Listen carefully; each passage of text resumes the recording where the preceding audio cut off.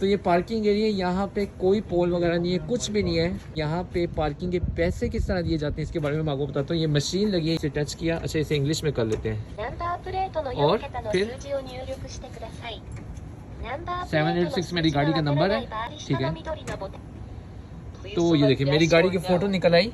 Photo में इन्होंने note किया हुआ है, हाँ यही मेरी गाड़ी है, यस।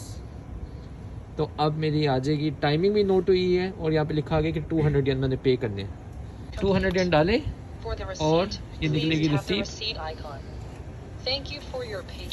तो ये होगी पेमेंट ख़त्म, सिर्फ कैमरे से। कोई यहाँ पे कोई पोल नहीं है, कोई सिस्टम नहीं है, किसी चीज़ की ज़रूरत नहीं है। सिर्फ कैमरे से आपकी गाड़ी नोट होती है कि आप किस टाइम पे यहाँ पे अंदर आए हैं और आपने गाड़ी यहाँ पे कितनी देर पार्क की है, उसके मुताबिक ये पैसे मैंने पे किए 200 येन। तो ये है नई टेक्नोलॉजी।